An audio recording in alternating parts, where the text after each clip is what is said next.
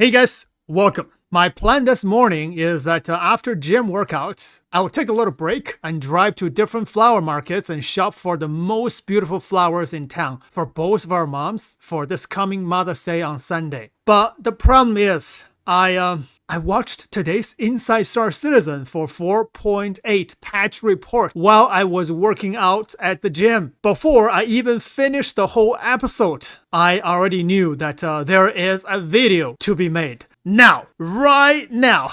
Actually, 2 videos. So after some hard mental struggle, I decided to go home right after my workout session and started this video right away. I guess I'll shuffle those flowers after. But now you guys know where my priority lies. And shh, please, our moms cannot know this. Keep it a secret. Now, let's get to it. There's just so much information in this little 10 minutes of an episode. Even more close look at all the new ships, Ironclads, Laser Tribune, SQ42, and more. It's a big elephant. So let's eat it, one bite at a time.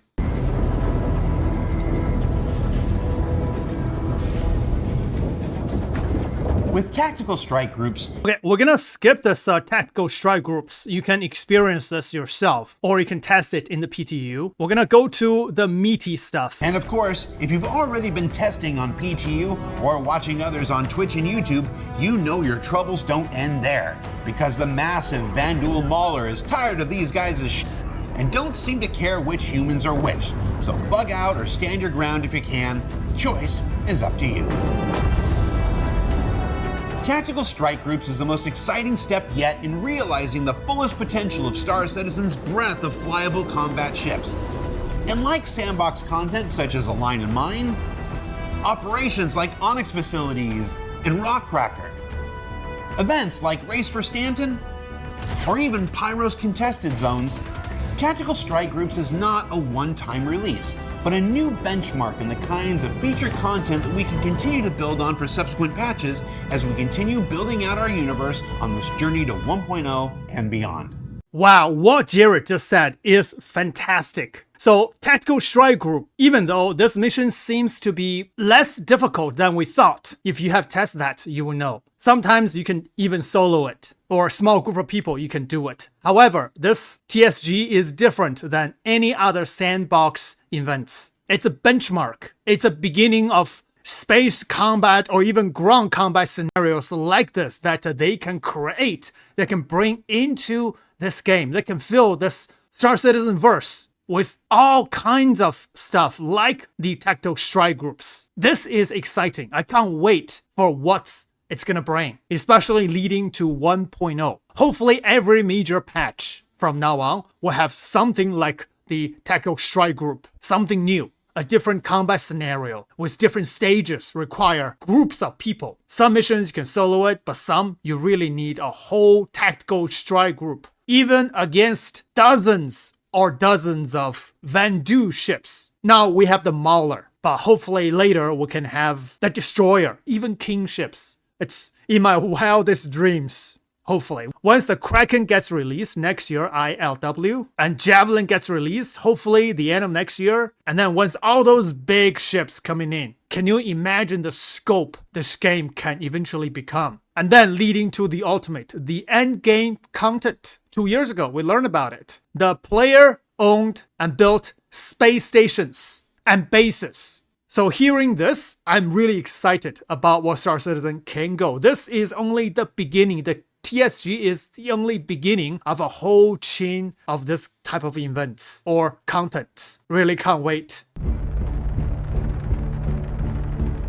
Alongside this new content is a new feature that looks to change overall fleet gameplay in new and interesting ways, and that's the addition of ship hangar services, where select ships in 4.8 The ship hangar services, I can't believe I already did, I think 4 videos testing it. There are still some problems, but this is definitely a great addition to 4.8 and beyond. 4.8 will be able to offer repairs, refueling, and by the way, the repair is still not working when I tested yesterday, but I will keep testing it, and there will be more videos coming regarding the ship hangar services, and you will see right after this. And rearming to any ship. Oh, did I just see the missile gets rearmed automatically? This I missed this part. Yeah, I don't think anybody tractored the missile. Can we rearm missile automatically by... I'm not sure how this works. And rearm. Because I was never able to rearm my missiles. Maybe any one of you have rearmed your missiles successfully like this? Without tractoring the missiles? This is a bit strange. If you can do this, then it's gonna be great. But I don't know how much... Well, what type of ammunition you need to buy to rearm your missiles? Or maybe this is just the show. It's not real gameplay. If it's a real gameplay, then there's something we need to investigate. Arming to any ship that lands in its bays. Provided, of course, that they have the requisite stock sitting aboard. Yeah, requisite stock sitting aboard. Now, regarding this, I have tested and find out that restocking the bigger size of weapons, you actually need a whole lot of stock. I don't know if CIG is going to change this, but one of my friends, Shattered Blade, did a data mining. If you look at just the right side part, this one right here, SF7B, this is the ballistic Gatling gun on the Inferno. The second column, ammo count, is how much ammo this gun will have. And ammo volume, this is the amount of SU box that you need to purchase and put on your ship in order to rearm the entire ammo count of this gun. And this number matches exactly what I have tested. Almost 80 SU. And 80 SU of boxes are bigger than the Inferno itself, so it doesn't make any sense. But this is still PTU. I hope they change this. Now, if you look at AD5B ballistic Gatling gun, one of this gun, you need 25 SU. Now, Breakneck S4, this is the one on your ship. It needs 14.39 SU. You can take a screenshot out of this, but in my next video, I will be showing this chart and talk about in detail and test a little bit. And I also test again after the new PTU patch. I really hope CIG can reduce the volume amount because it really doesn't make sense for the bigger size of the weapons. For the smaller size, like the size 3 Mantis, 2 SU, even that is a lot. You can literally put 3 on your Gladius or 8 on your Scorpius. 8 of them, you need 17, 18 SU boxes to rearm. I hope CIG considering lowering some of these numbers. Now, let's continue. Now, it's great for obvious ships like the Idris and the Polaris, but it's also coming to the Carrack, the Starlancer attack, Carrack, Starlancer attack, I have tested it, but... and fancy ships like the 600... This guy! Wow, where did this guy come from? The 600i can rearm and refuel. This is the next video I'm gonna do right after this. That's why I said there are 2 videos to be made right now. I'm so excited for the 600i. So I wonder, because CIG said this is a ship hangar services, but the 600i does not have a ship hangar. What's going on? Are they preparing for the 600i gold standard? Maybe in the gold standard, 600i will add a hangar to it? At least a Fury hangar or something? I'm not sure. Just speculations. 600i and 890 jump. Now, of course, yeah, I'm not 890 jump, suggesting I have you bring tested your 890 jump into combat situations, but you could. And if you're like me, you would. And speaking of refueling, here comes the best part of the video. New ships, more details. this cute, adorable little guy. It's cute, adorable little guy. So you can see, I think those fuel tanks right here is bespoke fuel tanks. Doesn't look like the fuel tanks on the Starfarer. You might recognize, right? Or maybe, now I look at it, maybe from its recent it is. So let's see. reveal on social media. You keep expecting the eyes to pop out like a pixel Ow, car. what the? No, yeah. Oh, by the way, this is, yesterday I said this is possibly a 2-seater, but look at that. This is a 1-seater. You have 1 seat in the middle, but how come 1-seater you need a remote turret? Now we know that the pilot must control both guns, or all of those guns, unless there's a seat behind the 1-seater, but doesn't look like, right? No, yeah, that's better. Now, from new ships to one of our oldest, the Drake Caterpillar is finally getting its fabled command module functionality in the upcoming Alpha 4.8. With this, you can leave your ship planetside and scout around while others unload. abandon unruly crewmen. What? Why you do that? That's a Pico. That's an innocent Pico. Why? Get out of my ship. Mates for their poor behavior? Or smile as you discover a loophole in Drake's no escape pod mantra and live to fight another day. It's also worth noting this command module is coming to 2 other vehicles launching in next week's patch. I wonder what those could be. Here comes it. Yes! This is the Ironclad, not the Assault. Assault will have a different paint scheme. Let's take a look at the details. Here is the ladder you can climb up. Wow, this ship is huge. Imagine a person, just stand right here and get into the ship. Yeah, this is a pretty big ship. 6 big engines in the back. I don't see any new things that we can see here. And obviously, this is a docking port. And they share the same command module with the Caterpillar. Okay, let's keep going. There's more. There's a host of new FPS items, including new plasma grenades for blowing things up. Plasma grenade. New GeForce resistant flight suits that daring pilots may want to consider over. Oh, they have a different color. This is a Drake suit. I don't know where to buy this one. I haven't found this one out yet, but this looks pretty cool. Now, look at the ships behind this person.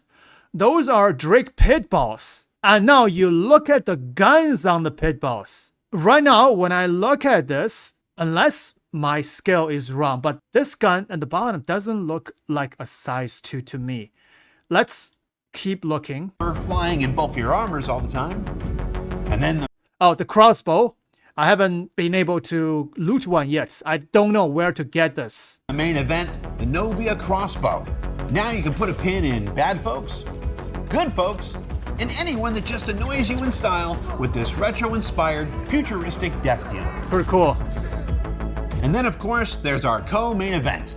A big ship combat release like Tactical Strike Groups may highlight a few gaps in your fleet. Well, DefenseCon is here to fill your holes. There we go. This is the Ironclad Assault. You got turrets on top of the ship. And you have the ballistic repeaters. I think those are size 3. You got those turrets. Also, you have the bottom turrets. Oh, these are not 2 size 3. I don't know. The top are 2 size 3, but the bottom looks like a 4 size 3 or size 2. It's either size 2 or size 3 here. Wow, this looks so cool. The amount of firepower facing forward is incredible. And VTOL engines, VTOL thrusters right here. Maybe this can rotate. You can see this circling thing here. Maybe this can rotate. Let's see. After Invictus went. Another look at the Ironclad Assault. This is looks like this VTOL engine can turn. Nice. Inspire an attitude as DefenseCon presents the latest in combat spec. And since we're in the middle of DefenseCon Reveal Week on social media, that is another new flight suit here. You got another one right here on the right. Different colors flight suit. Oh, we got multiple flight suits. Nice. Oh, yes. Drake Pitball. Let's look at the weapons. With more guns than common sense, perhaps. It's really hard to tell, but I'm pretty sure this is a size 1 right here with this casing. Yeah, not size 3. Because size 3, this casing will cover almost the entire gun. So if this is a size 1, then compared with the scale, so this is probably a size 2. The Origin. And now the Origin M80. M80. Oh, look at that design. That's so cool. And the Origin M80 has more guns than I thought. Yeah, you got this gun, 2 size 4 here. And you also got guns in the back here. And this is the back view. Wow, it's beautiful ship. Can kill. Now, this gun in the back doesn't have the casing, so this looks smaller than the front gun. So probably size 2, so 2 size 4, 2 size 2s. But it doesn't seem logical if you put 2 size 4 and 2 size 2s together on a ship. So another speculation is, could this be 2 size 5 in the front and 2 size 4 in the back? If that is true, then wow, that amount of firepower is incredible. The miss. And now is the Starlight. Starlight saying, not all heroes blow things up. The Aegis Tiburon. Oh, yes, this is the beast here. There we go. Let's take a look at this one in detail. The Tribune. Look at this thing. The laser beam here. And one on top, one on bottom. This is what it looks like. Wow. This is cool. And you got a, is this a remote turret? Or I think it should be a man turret, right? It's close to the concept of the hammerhead. But wait a second. Is that laser turrets? It looks like the Conqueror 7 ballistic cannons on the Aegis T kit. So I'm not sure these are the laser turrets or ballistic turrets, but they are for sure bespoke weapons. Now, on the bottom, same as a hammerhead, this is the cockpit. So pilot is here. And now on top, whoa, what is this? What is this? Oh man. Is this a weapon or something? Doesn't look like a weapon. Torpedo? No. What is this? Oh, you got laser right here as well. At least 2 lasers in the front. I wonder if they have different sizes or not. Now, on top as well, one on the starboard side, one on the port side. So top and bottom. Now, I don't know if it's the distance problem, but this gun on the bottom looks bigger than the one on the top. Okay, let's check this frame by frame. Oh, maybe, you know, these guns are 2 different sizes. Because this one on the bottom in the front, but this one on top is in the back of the ship, not right on top of this. So it's in the back. And now the spine. Wow, the spine looks super cool. I think those are the engines that's powering up the lasers. Oh, never mind. Holy moly, you got a main gun here. So this is actually a weapon, a main weapon for the ship. I don't think you can rotate this weapon. This is a fixed weapon, but the main one, the middle one, and 2 small ones, they form one laser. This is a mini Star Destroyer. Holy moly.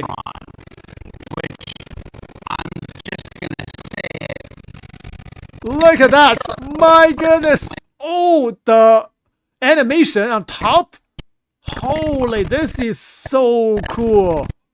My goodness. All right, this is the back. Oh, this is the hammerhead back.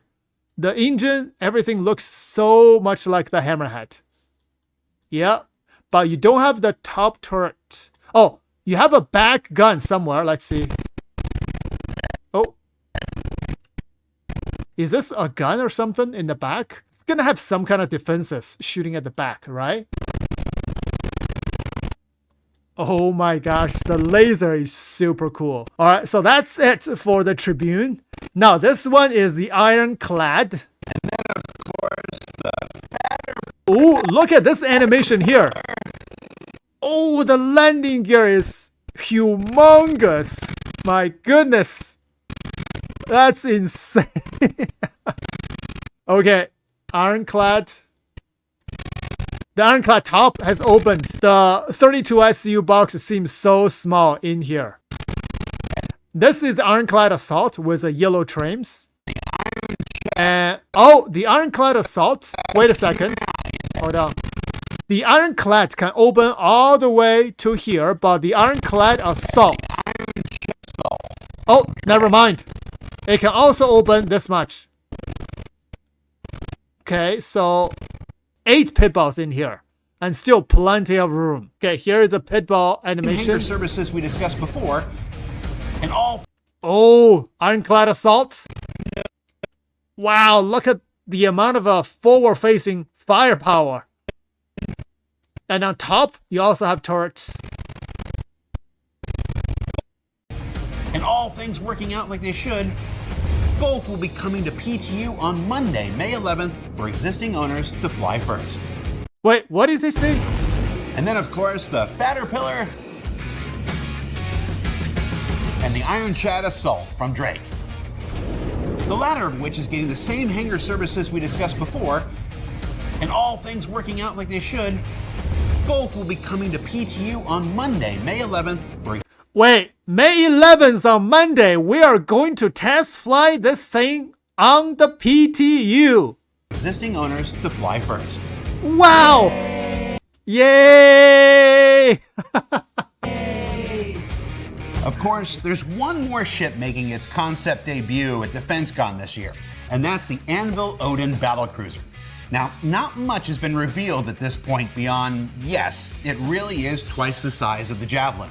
But you can get 3 different first glimpses of it tomorrow, May 8th, in the weekly newsletter, social media, and even in the PTU if you know where to look. All right, tomorrow we can have a first look of the battle cruiser, twice the size of a Javelin. And if you want to see it in the PTU, perhaps it is at Area 18, the big gray globe that's been showing for weeks. And that's probably gonna be a holographic there. DefenseCon really is holding nothing back this year, unlike those stuffy UEE folks. Let's skip this part. On 4.8. And like 4.7 before it, this also extends to the weeks after release, with additional Defend location missions coming in 4.81, some Alien Week festivities in 4.82. Oh, so 4.81, 4.82, and every new sub-patch will have new content, but 4.82, Alien Week. Guess what ship's gonna get released? The Raylan! Yes! And if you haven't heard, the return of Xenothreat in 4.83. Oh, Return of These Xenothreat, guys just 4.83. really don't care for those pro-alien celebrations. Okay, so we're testing the Xenothreat right now in the PTU. I guess once the patch goes to live, we will not have that in the beginning. So 4.83 will have it. So if you want to test the Xenothreat, go to test it in the PTU. Otherwise, you have to see it in the 4.83. All in all, next week's patch is chock full of content that'll carry us through to 4.9 in July, all led by TSG and DefenseCon. July is 4.9. And in that new DefenseCon spirit of sharing things early, let's carry that over and talk about the rest of 2026 for a bit. Now, throughout the remainder of this year, we intend to deliver the newly reworked and fully instanced debut of Siege of Orison, the new... Wait, what? Siege of Orison? Now, throughout the remainder of this year, we intend to deliver the newly reworked and fully instanced debut of Siege of Orison. Yes, fully instanced Siege of Orison. Very excited to hear that. Really want the Siege of Orison to come back. The new Genesis-built planets of the Nyx system. The new Genesis-built planets of the Nyx system. The new Genesis-built planets of Nyx. Wow! Before the end of this year, we can finally land somewhere in Nyx on a planet. And Genesis-built planets. Can't wait for that. The Nyx system, Starware and Starchitect goodness, the enormous multi-staged instance municipal works operation, a whole bunch of new ships and vehicles and additional gameplay features and quality of life improvements. There's an Apex Sand Valacar that can literally pop its head out at any moment. What? Apex Sand Valacar? About damn time! And of course, as if anybody could forget, Squadron 42. There's a lot we got going on for the remainder of this year. And for that reason, we've made the decision not to host a CitizenCon event for 2026. Okay, we do not have a CitizenCon this year. Not having CitizenCon doesn't mean they don't do anything. I think they're gonna do something big during CitizenCon time related to Squadron 42 about the time when the GTA 6 is released, either before or before. Either in person, digital, direct, or otherwise. It's a decision born out of how important these two games are to everyone on both sides of these projects. And while we'll certainly miss getting to meet so many of you at once, we do encourage you to check out the Bar Citizen World Tour that's well underway. For Inside Star Citizen, I'm Jared Huckabee. As always, thank you for letting us share the people and process of game development with you. And we'll see you here next week at DefenseCon.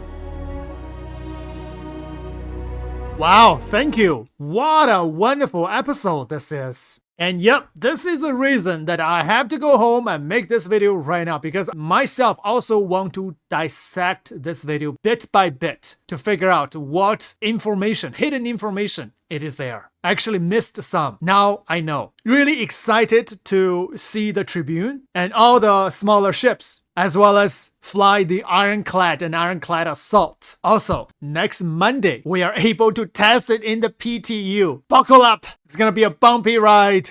No CitizenCon, but Squadron 42 is at our doorsteps. Buckle up again. It's gonna be a bumpy ride. DefenseCon is next week, and we have many new flyable ships for sale. And it's gonna be some impact on our wallet. So buckle up.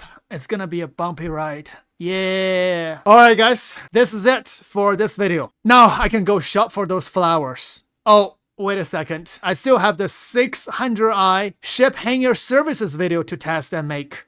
I guess the flowers will have to wait. See you in the next one.